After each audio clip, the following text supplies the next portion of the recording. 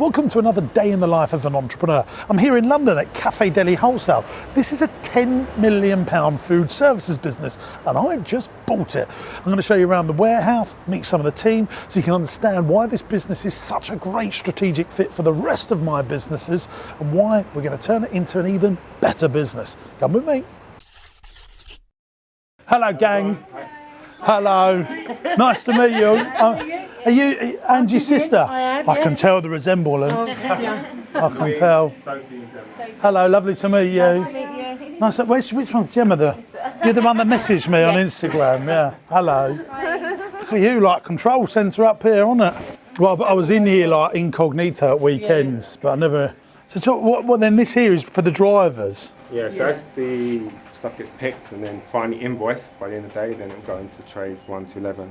Just sorry, mate. That's a lot to say. So when people order on the website, We've got 3 ways they can order. So from our own website, we have an email system, and we have traditional phone as well. because I looked on, you can order on the website, Yeah, can't you you? can, yeah. Oh.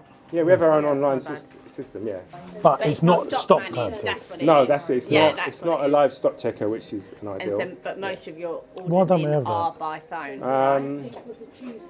To be fair, it was something I asked for the last couple of years, and we should have it. It just haven't been able to get built. So.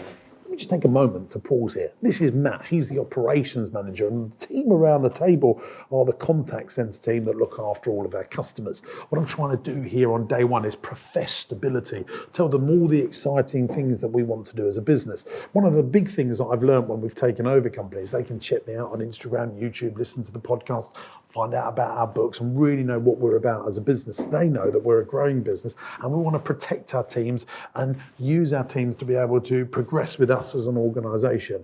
That's what I'm trying to do in this meeting, and I'm trying to learn about the business. We've got great people in this business. Matt is bloody fantastic and I can't wait to learn from him so that together we can grow an even better business. Let's find out a bit more. Another trainee driver. Hello mate, nice to meet you. Carlos. Hello Carlos, I'm James and Janky and Chuds. Hello, I'm James.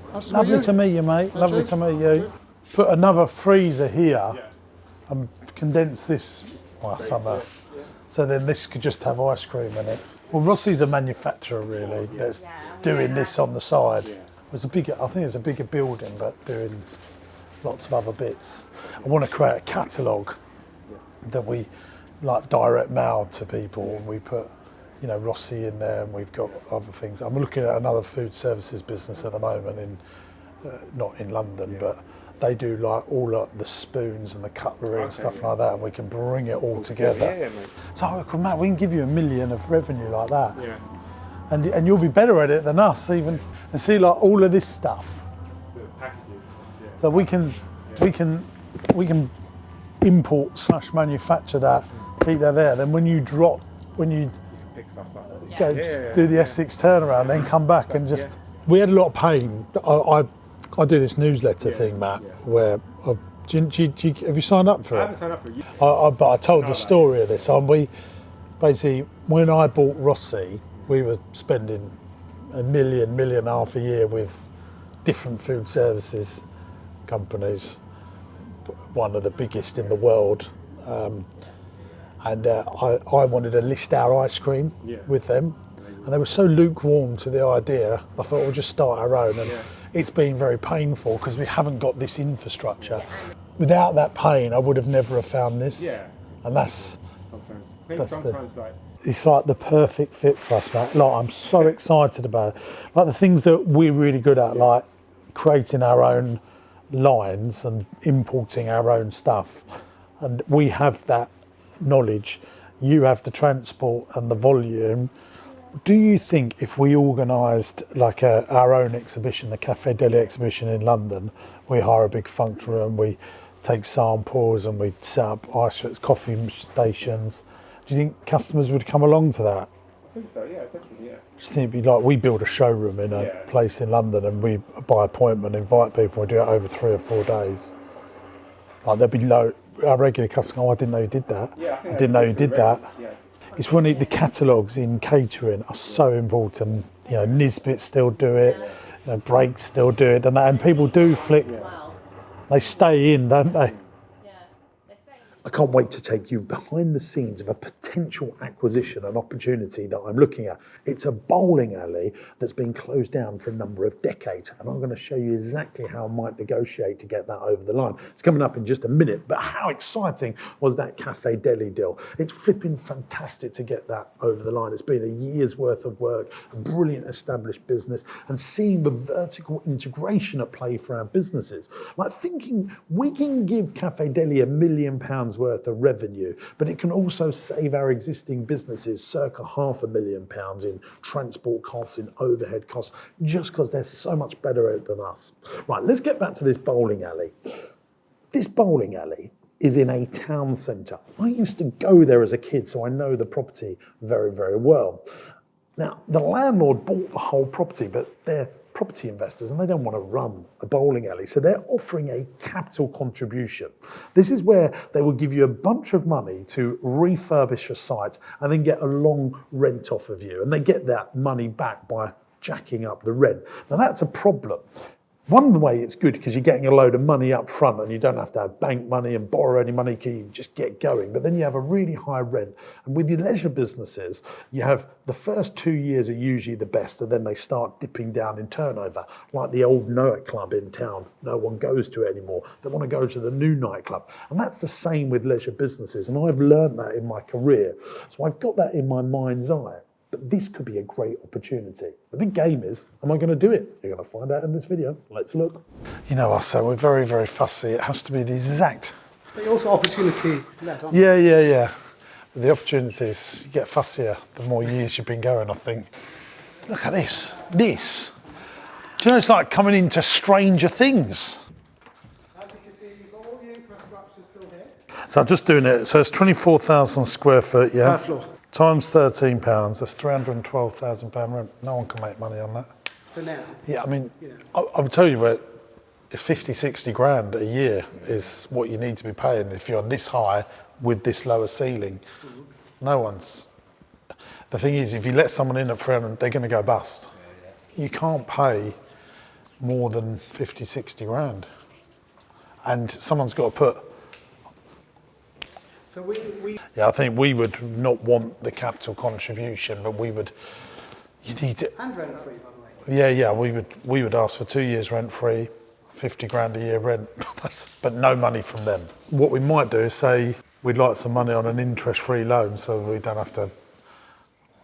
You could lend us £500,000 interest-free that we will pay on top, but we wouldn't want that attached to rent, because as soon as you attach it to rent, your business rates go up. So you'd have £312,000 worth of rent.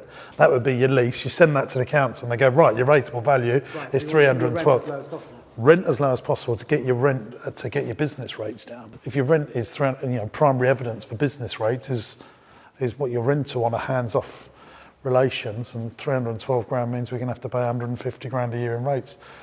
It's just no thank you. So we would borrow money from them, interest-free, to help with the fit-out. But we would want a nice, juicy, low rent so that we can get our business rates down, and bish, bash, bosh. I think we could do something, yeah? That's where we'd be, Sam, like that. And if it can't be that, but if you think about it, if it's £312,000 worth of rent, say another 50 grand of insurance, but on the rent alone, you would have £500,000 worth of rent, rates and insurance before you open the doors. So 10 grand a week, a 2-year rent-free period in year 3. And you know with leisure, don't you, the first 2 years are your best, then it starts levelling down because you're not the new trick in town anymore. Right. So, the hardship begins at year 3 when it starts looking a bit tired and you need to put some more cash in, and that's when your rent kicks in. We've always had the approach, we want sustainability, nice, affordable rents. Well, let's just quickly conclude those conversations here. I get sent deals every single day, properties, businesses, and I like having lots come in so that I only strike at the very best opportunities. This is an okay opportunity. I reckon someone could do okay from it, but I don't want to do okay. There's so many buses coming along professing new opportunities to me, and I want to make sure I get on the right bus. And the right bus for me is when you own the freehold, when there is a management team in place, there is predictable cash flow, yeah, I've spent a couple of decades in leisure and hospitality. You can make money from leisure and hospitality, but sometimes it can be devilishly difficult. And so thank you very much, Sam, who's the agent there that showed me around the property. Thank you for showing me the opportunity. But I think where we've got so many better opportunities, we need to go for those. And we don't own the freehold. We would be a tenant there, and we would probably have to put £1.5 million into that. And I think we could put £1.5 million into one of our existing businesses and get a much faster rate of return. Just like this one. We're now going to the Blue Ball Hotel, which is a hotel that I bought, and we've got some exciting updates. Come on, let's go. So some very exciting updates here at the hotel. Now, this is the Blue Ball. Now, I bought this about 18 months ago. It's a huge building, actually. Usually we film it from the front of the building, but actually you can see it's got all these, I call it odds and sods, wings that have been built on over the years. Actually 500 years old, this beauty. And there was empty rooms that were just used as storage, and we've tried to put those storage rooms back into revenue generating rooms. We also had a situation where 5 long-term tenants were here on ASTs, that's a short hold tenancies, like if you was renting a house. But when you put that into the cocktail of running a hotel, not very good. So what we've been doing is we've been refurbishing rooms. Talking about odds and sods, I don't even see this building over here. Actually used to be the old tourist office for the town, and before that, toilets for the town. And it's gone through many different guises over the years, and we've just refurbished it and turned it into the coach house. 2 brilliant rooms. Let's go and have a look around. This is one of the rooms. Gary, the great Gary, is our builder and maintenance person here at the hotel. It's got a new bathroom in here, not quite finished. There's a thingamajig going over there. Chaz will get that on B-roll for you. Put in. It's a quirky building actually, so we couldn't put wardrobes in, so Gary's done some carpentry, amazing carpentry to put it in there. There's going to be a sofa bed, nice TV in here, new carpets, new painting, new LED lights to get those electric bills down. If we go up here, it's like a duplex, I think they call this. Having so much money though, you do, you need hotel graded furniture, all these blinds, these Roman blinds, I don't even see these here. It's all proper money, thousands of pounds worth of stuff. And little things, we can have lights up here so you can turn on the lights from in bed, you don't have to get up. USB-C and USB for those that are old school, new school. Nice plugs by your bed. Doesn't that just wind you up when you don't have enough plugs by your bed? That's why you've got 1, 2, 3, 4, 5, 6 ways of charging all of your appliances. So that's 12 plugs by your bed.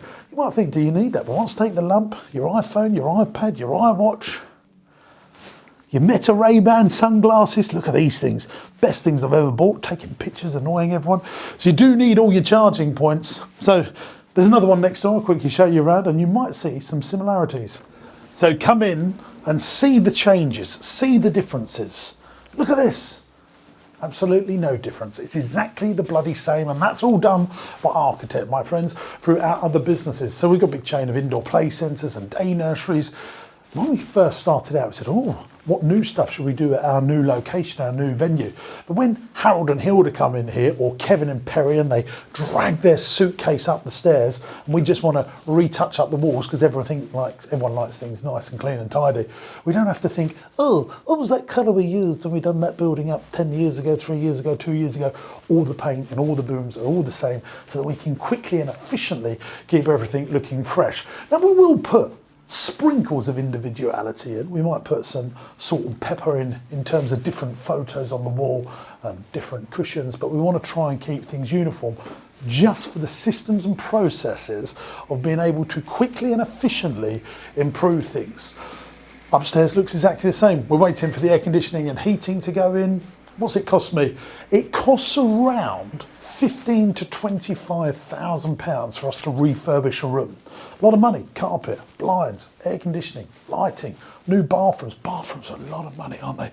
And labour and all of that good stuff. But actually we get our money back quite quickly.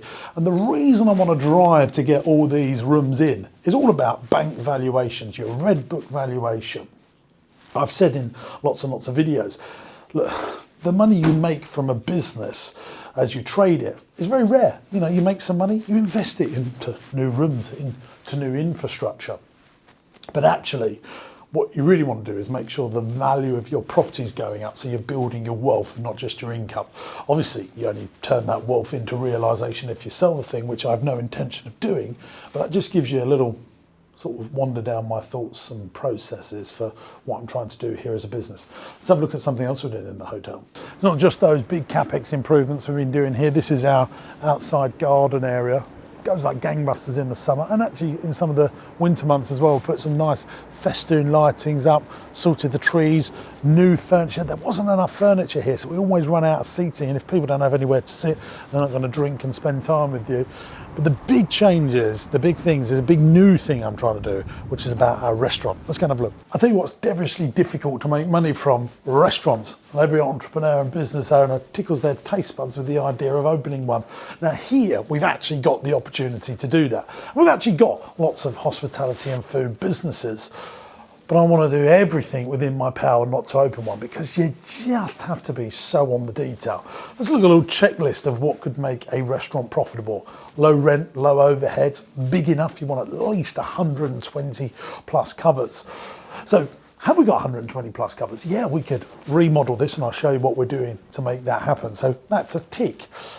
Ready-made customers, because lots of people are staying in the hotel. Good location, we're in a nice high street. This is a beautiful location where we're at. And then the overheads are next to zero, because we're already paying rent and rates on the rest of the building. So why don't I do it? Because actually the details on the day-to-day, you want someone very expertise on it. So we do fast, quick, efficient food in our visitor attractions. But actually restaurants, you don't know what you've got coming. With a visitor attraction, you get pre-ticket sales. You've got a good steer on what you've got coming. Restaurants, I mean, there are obviously some anomalies that get booked a year in advance and charge £150 a head, but that's usually for big cities like London and New York. Difficult. So I found a joint venture partner that we're going to work together on this. We're going to do a split revenue share, so he hasn't got big rents and overheads, and he can turn this space into an amazing restaurant. I can't wait to tell you about it. And actually it's a first for me to actually joint venture with someone, but actually their expertise, our location, our knowledge, maybe our fiscal firepower to help them get going, because they've already got a couple of brilliant restaurants. Putting it together, we can have a brilliant partnership. So on this wall here, we're going to open this up to allow massive flow through what's on the other side of this building. We're talking to the planning authority, and because this is a listed building, we've got Heritage England coming down. We've got a big powwow on Monday to discuss our plans, so that we do it with appreciation for the building that we're in, because we want to protect our historic. I mean, the reason I bought this place is because I love that it's old, and I want to be a good custodian of the building. So I want to do it in hand with them. But what you can see here is it's a bitty room. There's a bit down here, there's a bit up there, and actually there's not enough covers with this space. But we've got this massive kitchen over here. Come with me, dear viewer. This massive kitchen here. Well, you just don't need a kitchen that big. So that wall there behind the dishwasher, we're going to knock that out, and so that will flow the building into here. This will all become seating, this will all become part of the restaurant, and then through there will become the kitchen. Come and have a look. So at the moment this is just clean stores, maintenance, there's some old bedrooms there. So we're going to make all of this kitchen and prep, and therefore double the size of the restaurant by taking the existing kitchen as part of the restaurant to give us that magic 120 plus covers. Once you've got those sort of numbers, restaurants start to make money. Got a 30, 40, 50, 60 seater restaurant. You're just going to make yourself a wage if you're very, very lucky. Must make sure you've got volume to make money in this game. Hope you enjoyed that video and you've picked up some great golden nuggets to swipe and deploy into your entrepreneurial career. I've enjoyed making it. Big thanks to all my team as well that have helped me pull off all these deals and acquisitions over the last few years. James and Aaron, I just love you loads. We've done some amazing things. Before we go any further though, let me tell you this. Make sure you subscribe to the YouTube channel. We're doing some great views and people are loving all the stuff. I love reading your comments. So when you do comment, I do read them and I appreciate all the love you guys have been giving us. If you really want to learn more about buying companies, one of the best things I think entrepreneurs and business owners can do, why not join me at Buying Businesses? There's a one-day seminar that I put on in one of my companies, in one of my locations, where I teach you all the strategics and strategies that I use to buy companies and to try and do it as frugally as possible. Find the creative ways of financing these deals. Yeah, you use the bank, but there are many other ways. There's many ways to skin a cat, and I know most of them when it comes to buying businesses. I'd love to see you there. All the details on my website, jamessinclair.net, and there's a link in the video description. To continued success. Bye-bye.